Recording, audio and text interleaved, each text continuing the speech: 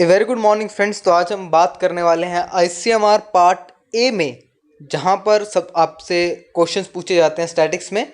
तो वहां पर आज हम मीन मीडियन मोड के बारे में बात करने वाले हैं। उनके हम मेरिट्स देखेंगे, डिमेरिट्स देखेंगे, रिलेशनशिप देखेंगे क्या होता है, और कुछ क्वेश्चंस जो आपसे पूछे गए हैं प्रीवियस ईयर्स में उनको हम देखेंगे किस तरह से आप सोल्व करते हैं। तो सबसे पहले सेंट्रल टेंडेंसी, ये मैं डायरेक्टली आपसे मेन मीडियन मोड से स्टार्ट हो सकता था, लेकिन जो वर्ड सेंट्रल टेंडेंसी है वो क्वेश्चंस को समझने के लिए जो पूछे जाते हैं बहुत ज़रूरी है, क्योंकि आपका मीन हो गया, मीडियन हो गया, मोड हो गया, वो सब आपका सेंट्रल टेंडेंसी के अंदर आने वाला है। तो सेंट्रल टेंडेंसी को जो आप पहला पॉइंट देख रहे हैं उसमें मैंने डिफाइन किया है, central tendency are the averages that are statistical constant which enables us to understand the significance of whole data। अब इस लाइन को मैं हिंदी में बताऊं प्योर, तो हम मान लेते हैं कि हमारे पास 10 लोग हैं, हमने उनकी हाइट को मेज़र करना है और हमने सबकी हाइट को मेज़र करा और उसकी एवरेज निकाली, तो हमारे पास एवरेज आ गई 5 फुट 10 इंच। तो ये 5 फुट 10 इंच जो है ये एक सिंगल टर्म है, जो हमारी एक सिंगल रिप्रेजेंटेटिव टर्म है, जो हमारी कंप्लीट 10 लोगों की हाइट को बता रही है कि उनकी हाइट जो है इसके आसपास है, यानी 5-10 है मोस्टली, और एवरेज जो है वो 5-10 है, 5 फुट 10 इंच है। चाहे उसमें कितना ही वेरिएशन हो, लेकिन जो एवरेज है वो 5-10 की है। तो ये होल डेटा को हमें जो बता देता है, होल डेटा की जो हमें एक प्रॉपर सिग्निफिकेंस दे देता है उस चीज़ का, कि डेटा से हमारे पास क्या चीज़ आने वाली है, तो वो हमारा क्या है, सेंट्रल टेंडेंसी होती है। चाहे हम उसमें मीन देखें, मोड देखें या फिर मीडियन देखें, मतलब यही है कि वो एवरेज किस तरह से हम निकाल रहे हैं। ये डिफरेंट तरीके हैं, इन्हें हम सेंट्रल टेंडेंसी के अंदर अकाउंट करते हैं, मीन मीडियन मोड को। सेकंड जो पॉइंट है वो बहुत इंपॉर्टेंट है, एनेबल अस टू कंपेयर 2 और मोर देन 2 पॉपुलेशन और डेटा। अब 2 और मोर क्यों?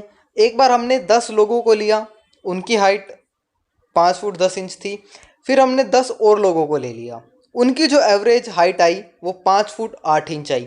तो हमने पूरे डाटा की एक एक वैल्यू को कैलकुलेट करने के बजाय हमने क्या किया, इंस्टेड उसके हमने सीधा ही डायरेक्टली जो है उनकी एवरेजेस को देख लिया कि इन 10 लोगों की जो एवरेज हाइट है वो 5 फुट 10 इंच है, दूसरों की हाइट है, दूसरे ग्रुप की जो हाइट है वो 5 फुट 8 इंच है। इसी तरह से आप एग्जाम्पल ले सकते हैं मेल और फीमेल की हाइट का। फीमेल की आप हाइट देखेंगे 5 फुट 4 इंच, 5 फुट 5 इंच होता है। जनरली हम खुद देखकर भी बता सकते हैं, कोई आपको मापने की भी ज़रूरत नहीं है। आप अपनी हाइट से, आप अपनी मम्मी की, अपनी सिस्टर की हाइट को देखेंगे तो आप बता देंगे। इसी तरह से आपको क्वांटिटेटिव क्वालिटेटिव दोनों डेटा में ये जो आपका सेंट्रल टेंडेंसी है वो यूज़ हो सकते हैं।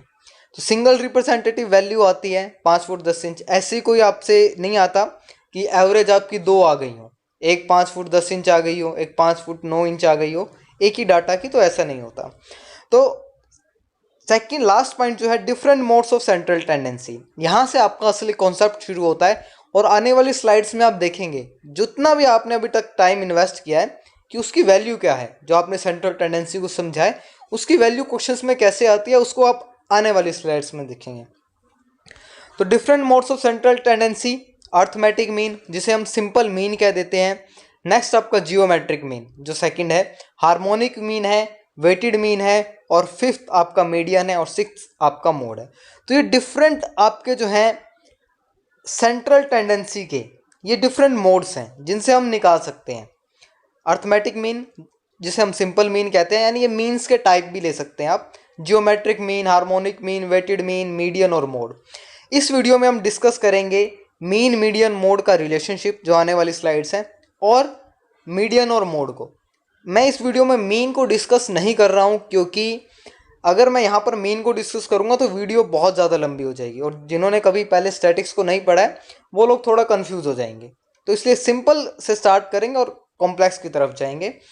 तो ये कुछ मोड्स होते हैं। अब नेक्स्ट जब हम स्लाइड्स पे आते हैं तो मोस्ट फेवरेबल क्वेश्चंस हैं, या आप बहुत अच्छे अच्छे एग्जाम्स देखते हैं यूनिवर्सिटीज़ के, जेएनयू हो गया, आईसीएमआर हो गया, सीएसआईआर में इवन आपके जो 2 मार्क्स का क्वेश्चन आता है, चाहे पार्ट ए में या पार्ट बी में, एक स्टैटिक्स का क्वेश्चन आपको हमेशा मिलता है। जब से एग्ज़ाम स्टार्ट हुआ है सीएसआईआर का, तब से लेकर अब तक आपको 2 मार्क्स का क्वेश्चन एक जो है मिलता है, चाहे वो आपका पार्ट ए में मिले, पार्ट बी में मिले स्टैटिक्स से। पार्ट सी में आपको 4 नंबर का क्वेश्चन मिलता है स्टैटिक्स से। वो कोई रेयर होता है जो करता है, बाकी 4 मार्क्स जो है वो आप वहाँ पर आसानी से ले सकते हैं। यहाँ पर जो रिलेशन है मीन मीडियन मोड का, ये आपके बहुत काम आने वाला है, आपकी लाइफ में भी काम आने वाला है, आपका टाइम सेविंग जो है बहुत होने वाला है। अब यहाँ पर जो रिलेशन है mode equal to 3 into median minus 2 mean, 2 into mean. अगर आपके पास मोड और मीडियन है तो आप मीन निकाल सकते हैं, मीडियन और मीन है तो आप मोड निकाल सकते हैं। मीन्स आपके पास अगर 2 वेरिएबल्स हैं तो आप तीसरा वेरिएबल जो है खुद निकाल सकते हैं। तो ये एक इम्पॉर्टेंट पॉइंट है। इसके अलावा दूसरी इंपॉर्टेंस क्या है इस रिलेशन की, आपसे जो क्वेश्चन पूछे जाते हैं, जैसे ये रिलेशन आपका mode equal to 3 median minus 2 mean लिखा है, इसको किन दूसरी फॉर्म्स में लिखे जाता है। जो नीचे क्वेश्चन है जो मैंने यहाँ पर दिया है वो आपका प्रीवियस ईयर्स का क्वेश्चन है एक, और यहाँ पर इसी फॉर्मूले को इसकी एक डिफरेंट फॉर्म जो है ऑप्शन में दी हुई है। तो क्वेश्चन को पढ़ते हैं। Empirical relationship between the 3 measures of central tendency. मैंने इसलिए आपको वीडियो स्टार्ट करने से पहले सेंट्रल टेंडेंसी बताया। अगर आपको नहीं पता होता कि सेंट्रल टेंडेंसी में मीन मीडियन मोड आते हैं तो आप इस क्वेश्चन में ही कंफ्यूज हो जाते हैं। ऑप्शन तक तो आप बहुत बाद में पूछते। सेंट्रल टेंडेंसी आप देख के ही आप क्वेश्चन आगे नहीं करने का सोचते। तो ये जो क्वेश्चन है इसको मैं आपके ऊपर छोड़ता हूँ कि आपको इसका आंसर जो है वो कमेंट में करना है। इस क्वेश्चन को आप एक प्रैक्टिस की तरह ले सकते हैं कि आपका पेपर में टाइम कम लगे। तो आप डिफरेंट फॉर्म्स जो बनाई जा सकती हैं इस रिलेशन से, उसके बेस पे क्वेश्चन है, तो आप बहुत आसानी से निकाल लेंगे। और जो आपका आंसर है आपने कैसे किया वो आप कमेंट में लिख सकते हैं। मैं नहीं बताऊंगा, अगर किसी को नहीं समझ में आया फिर मैं एक वीडियो अपलोड करके छोटी सी तो कुछ क्वेश्चंस और डिस्कस करके इस चीज़ को क्लियर कर दूंगा। नेक्स्ट थर्ड पॉइंट में आते हैं। ये जो नाम है आपका ICMR पॉइंट से बहुत इंपॉर्टेंट है कि जो आपका सेंट्रल टेंडेंसी का कॉन्सेप्ट है ये आपका बाउले ने दिया था। ये बहुत इंपॉर्टेंट नाम है स्टैटिक्स की दुनिया में, क्योंकि इन्हीं के बेस पर पूरा स्टैटिक्स जो है वो स्टार्ट हुआ था, सब कुछ चला था। आप चाहे स्यूनेस देखेंगे, क्यूटोसिस देखेंगे, तो वहाँ पे आपको इन्हीं के जो है थ्योरीज और लॉ और जो फॉर्मूलेज हैं वो मिलेंगे।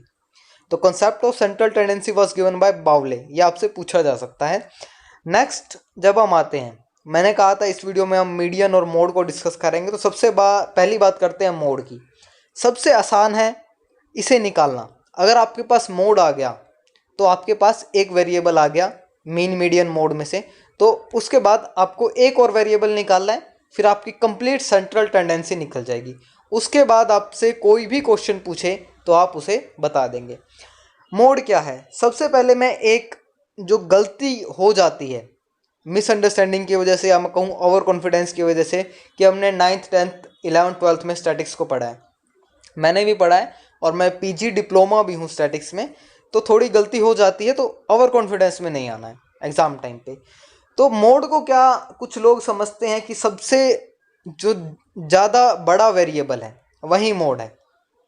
जैसे अगर मैं 1 से 10 तक की गिनती लूँ तो उसमें सबसे बड़ा वेरिएबल 10 है, 1 से बड़ा वेरिएबल 10 है। तो लोग क्या, यानी स्टूडेंट्स क्या करते हैं, वो 10 को ही मोड मान लेते हैं, लेकिन ऐसा नहीं है। मोड एक्चुअल में क्या है उसको हम यहाँ पर समझते हैं। Highest frequent distribution is known as mode, कि कौन सा वेरिएबल आपका सबसे ज़्यादा टाइम आया है, ये आपका मोड है। फ्रीक्वेंसी आपको पता है कितनी साइकिल्स आपकी 1 सेकंड्स में चलती हैं, हम फिजिक्स में देखते हैं, साउंड में देखते हैं। तो कितना ज़्यादा वेरिएबल, कौन सा ज़्यादा वेरिएबल, कौन सा नंबर जो बार बार आ रहा है, ये आपका होता है। तो यहाँ पे आपको एक और चीज़ समझाना ज़रूरी है, ग्रुप डाटा क्या होता है और अनग्रुप डाटा। तो मैं इस क्वेश्चन की हेल्प से आपको समझाऊंगा ताकि आपका टाइम कम से कम कंज्यूम हो वीडियो में और आपको ज़्यादा बेनिफिट मिले। तो आप देखेंगे कि यहाँ पर सैंपल्स ऑफ चिल्ड्रन लिखा है इन स्कूल ए, तो 98, 98, 102, 79, 123, 101, 98, 103, ये इस तरह के आपके वेरिएबल्स हैं। जब ये आपके लाइन में लिखे हैं ये नंबर, तो इन्हें हम अनग्रुप डाटा कहते हैं। और जब आप इसे टेबल फॉर्म में लिखते हैं तो इसे आप ग्रुप डाटा कहते हैं। एक आपके लिए ICMR में बहुत ज़्यादा बेनिफिट है, चाहे वो फॉर्मूलेज को लेकर हो या आप दूसरी चीज़ों को लेकर देखें, वहाँ पर कभी भी आज तक आपसे ग्रुप डाटा के बारे में नहीं पूछा गया, यानी टेबल देके आपसे कुछ ऐसा मीन मीडियन मोड निकालने के लिए नहीं कहा गया, क्योंकि एग्ज़ाम 2 घंटे का होता है। ICMR know this thing very well. तो इसलिए आपको हमेशा अनग्रुप डाटा दिया जाता है, लाइन में डाटा दिया जाता है। तो इस क्वेश्चन को सॉल्व करते हैं कि इसका मोड क्या होगा। तो आप टेबल में देखेंगे 98 जो है स्कोर के आप नीचे जाएंगे, 98 आपका 7 टाइम्स आया है, 99 आपका 9 टाइम्स आया है, 100 आपका 3 टाइम्स आया है, 1015 5 टाइम्स आया है, 102 3 टाइम्स आया है, 103 आपका 2 टाइम आया और 104 आपका 1 टाइम आया। अब आपको ये गलती नहीं करनी है कि 104 बड़ा वेरिएबल है तो यही मोड हो गया, नहीं। यहाँ पर जो 99 है वो सबसे ज़्यादा बार रिपीट हो रहा है, सबसे ज़्यादा फ्रीक्वेंसी है उसकी, तो 9 जो है आपका ये मोड होगा। जो 9 है इसका आप देखेंगे, जो 99 है यह उसका मोड हो जाएगा। सिंपल सी बात है क्योंकि वो आपका सबसे ज़्यादा रिपीट हो रहा है, तो वो आपका आंसर क्या हो जाएगा, 99 मोड होगा। यहाँ पर भी एक बार गलती हो जाती है कि आप मोड को बता देते हैं कि ये 9 बार रिपीट हुआ है तो इसका मोड 9 हो जाएगा, नहीं। मोड आपको सेंट्रल टेंडेंसी की पहले जो वर्ड था वो ही एवरेज था, ये बात आपको नहीं भूलनी है। तो जो 99 है वो मोड हो जाएगा इस डेटा का, क्योंकि ये 9 बार रिपीट हुआ है। आई होप यू अंडरस्टैंड वेल। अब जो आपसे क्वेश्चन पूछे जाते हैं merits and demerits of mode, मैं आपको एक्चुअल बात बताऊं, जो मोड है वो ज़्यादा यूज़ नहीं करा जाता है। उसके पीछे 2-3 रीज़न है जो आप डीमेरिट्स में देखेंगे। एक रीज़न क्या है कि अगर मान लेते हैं कि हमारे पास 99 भी 9 टाइम्स आया है और 98 भी 9 टाइम्स आया है, तो इस हिसाब से अगर हम देखें तो हमारे पास 2 मोड हो गए, तो आगे हम कैसे सॉल्व करेंगे। तो यहाँ पर आकर जो है वो पेज जो है एक उलझ जाता है, जो कॉन्सेप्ट है वो मोड का ठीक नहीं बैठता है। दूसरी एक बात और है कि इसे मैथमेटिकल कैलकुलेशन के लिए यूज़ नहीं किया जाता है, स्पेशली जहाँ पर फ्रैक्शन डाटा कुछ आ जाता है वहाँ पर यूज़ नहीं किया जाता है। तो ज़्यादा यूज़ नहीं है मोड का, लेकिन क्वेश्चन निकालते टाइम आपको ये पूछा जाता है सेंट्रल टेंडेंसी में। मेरिट क्या है, इजी टू कैलकुलेट। जैसे आपने बता दिया कि 99 9 टाइम्स रिपीट हुआ तो 99 मोड हो गया, आपने कोई फॉर्मूला यूज़ नहीं किया। वैसे फॉर्मूला होता है लेकिन आपको ज़रूरत नहीं है ICMR में। मैं आपको बिल्कुल भी कुछ ज़्यादा नहीं बताऊंगा कि आप कंफ्यूज हो जाएं, जितना सफिशेंट है उतना ही आपके लिए अच्छा है। Not affected by extreme value, ये पॉइंट आपको हर मेरिट डीमेरिट में मिलेगा कि एक्सट्रीम वैल्यू से अफेक्ट हो रहा है या नहीं हो रहा है, कि सबसे बड़ी वैल्यू जो है 104 थी पिछले डाटा में, उससे अफेक्ट हो रहा है या नहीं हो रहा है। तो नहीं हो रहा है, कोई हमें फ़र्क नहीं पड़ रहा है 104 से या 105 हो, कुछ भी हो, कितनी भी बड़ी वैल्यू हो, हमें उससे कोई फ़र्क नहीं पड़ रहा है। हमारा जो मोड है वो उतना ही रह रहा है। Mode can be found by both qualitative and quantitatively. तो ऐसी की बात है कि आप क्वालिटेटिवली, यहाँ पर आपने नंबर्स देखा था कि आपने 99 देख लिया, आप बॉल्स कर सकते हैं कि रेड कलर की बॉल 10 हैं, ब्लू कलर की बॉल 5 हैं। तो इस तरह से आप कर सकते हैं कि आप क्वालिटेटिवली क्वांटिटेटिवली दोनों निकाल सकते हैं। तो ये आपका मोड की मेरिट्स डीमेरिट्स थी। नेक्स्ट जब हम बात करते हैं मीडियन की, मीडियन मैं कहूँगा बहुत ही सिंपल है, क्योंकि इसमें आपको फॉर्मूले पता है। तो मीडियन होता क्या है, ये स्टेटमेंट टाइप के क्वेश्चन में पूछा जाता है। मीडियन एक ऐसी वैल्यू है जो आपकी डेटा को 2 इक्वल पार्ट्स में डिवाइड कर देती है। The value of variable which divides the whole distribution into 2 equal parts. अगर आपको यहाँ पर समझ में नहीं आ रहा है तो मैं आपको बता दूं कि आगे मैंने एग्जाम्पल से समझाने की कोशिश किया, क्वेश्चंस दिए हैं इसी सीरीज़ में, तो आपको वहाँ पर अच्छे से समझ में आ जाएगा। तो value of variables which divides whole distribution into 2 equal parts. जैसे अगर मैं 1 से लेकर 10 तक की गिनती लिखूं तो उसमें बीच की वैल्यू क्या है आपकी, 5 है। 5 से ऊपर आप नंबर देखेंगे वो 4 है, 1 2 3 4। 5 से नीचे देखेंगे तो 6 7 8 9 10। तो 4 को इक्वल पार्ट में डिवाइड कर दिया एक अनग्रुप डाटा को, तो जो हमारा 5 आया बीच में वो आपका मीडियन हो गया। तो नेक्स्ट पॉइंट जो है, data must be in ascending और डिसेंडिंग ऑर्डर। ये पॉइंट बहुत इंपॉर्टेंट है। आपको पूरा मीडियन आता है, उसका फॉर्मूला आता है, डेफिनेशन आता है, लेकिन अगर आपने मीडियन डिसेंडिंग या असेंडिंग ऑर्डर के हिसाब से नहीं निकाला तो आपका गलत हो जाएगा। या तो आप जो आपकी काउंटिंग है, या आप लिखेंगे 1 2 3 4 5 6 7 8 9 10, या आप लिखेंगे 10 9 8 7 6 5 4 3 2 1। आप मिक्स करके नहीं लिख सकते हैं। अगर वो मिक्स करके लिखा है तो आपके पास कभी भी जो है मीडियन ठीक नहीं आएगा, उसकी वैल्यू गलत ही आएगी। तो आपको असेंडिंग ऑर्डर में हमेशा याद रखना है, असेंडिंग या डिसेंडिंग में। क्वेश्चन में नहीं दिया है तो आप फेवरेबल करते हैं कंडीशन को असेंडिंग के अकॉर्डिंग, आपको याद रखना है। For finding mean you have to know the variables in ungroup data, कि उसमें कितने आपके जो हैं वेरिएबल हैं।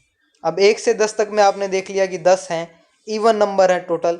अगर मैं 1 से 7 तक कहता तो आप कहते कि ये वेरिएबल्स जो हैं ओड है, इनका नंबर टोटल 7 है।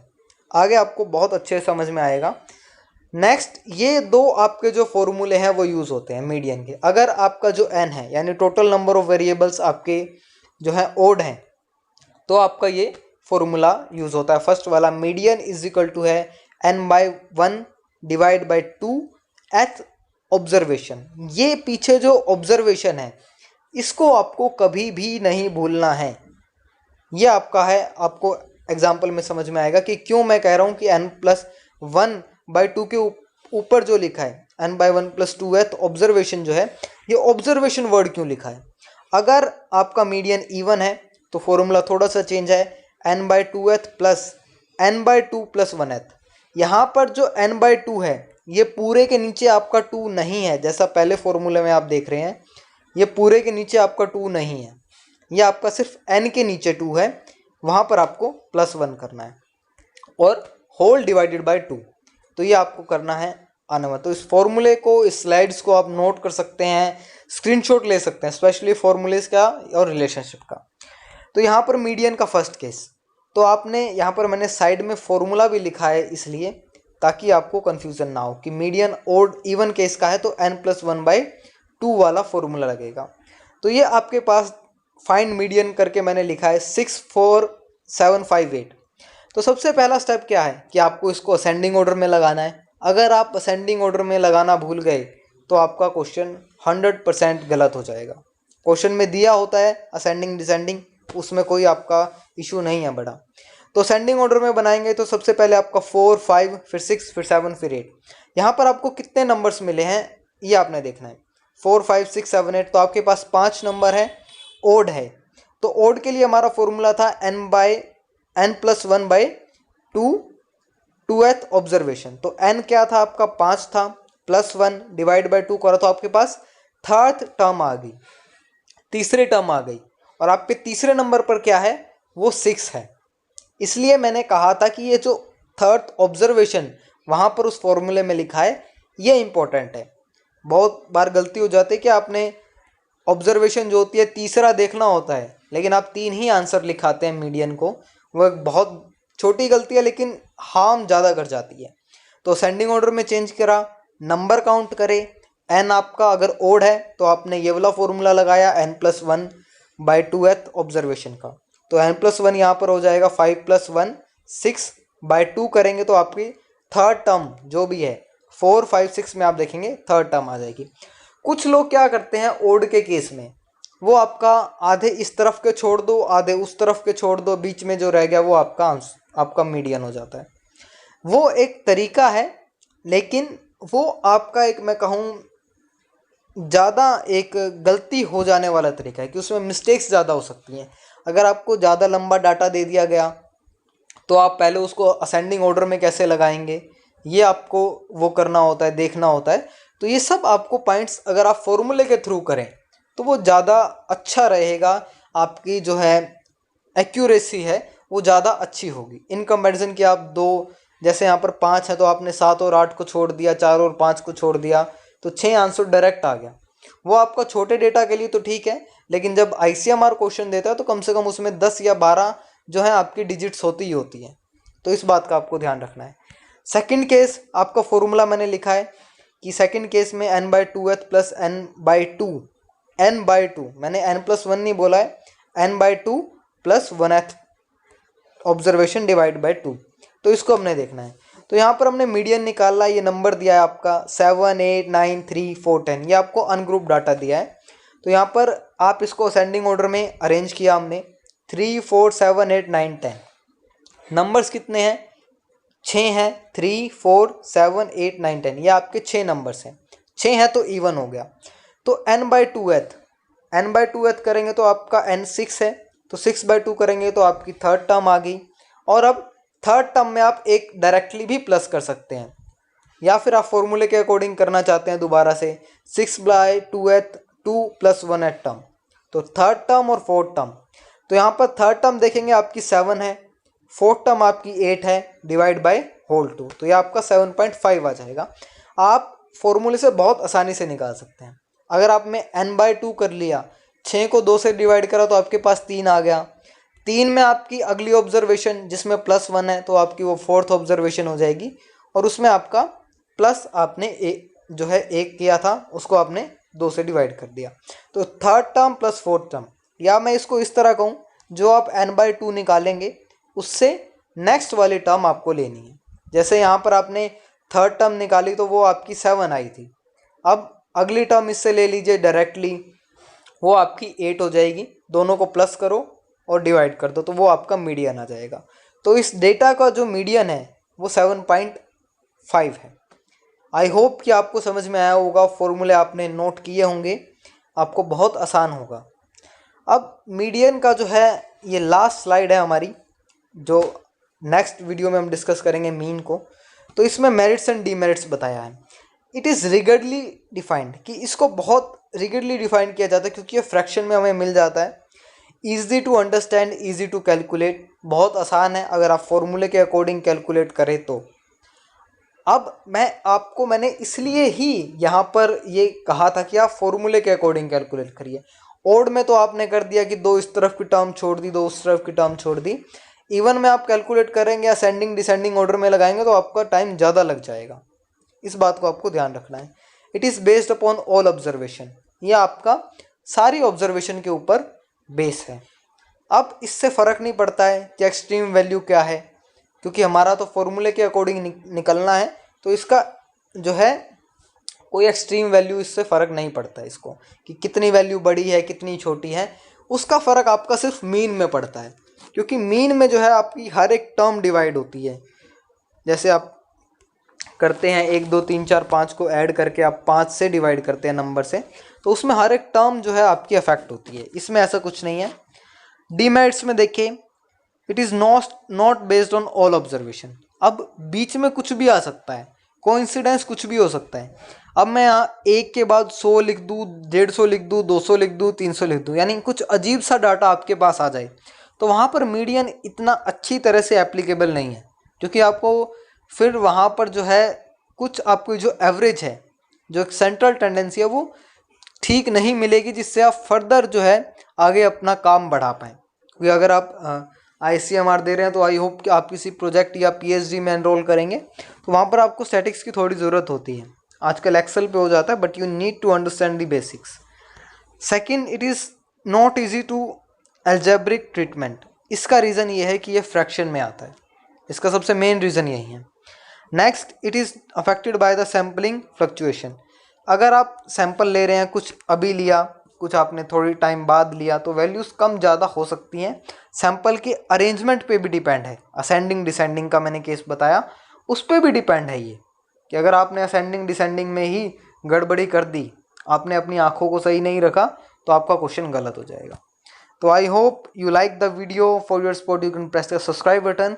नेक्स्ट वीडियो में हम डिस्कस करेंगे जो है आपका मीन कितने टाइप्स के हैं, उनकी डेफिनेशन क्या है, मेरिट्स क्या है, डीमेरिट्स क्या है, और सबसे इम्पोर्टेंट, सबसे अफेक्टिव मीन कौन सी है, सबसे एक्यूरेट डेटा जो हमें देती है वो कौन सी है, और डिफरेंट मीन्स के बीच में जो आपका रिलेशन क्या है, जहाँ से आपके क्वेश्चन बनते हैं मीन से। So I hope you will continue the next video. Thank you so much and all the best.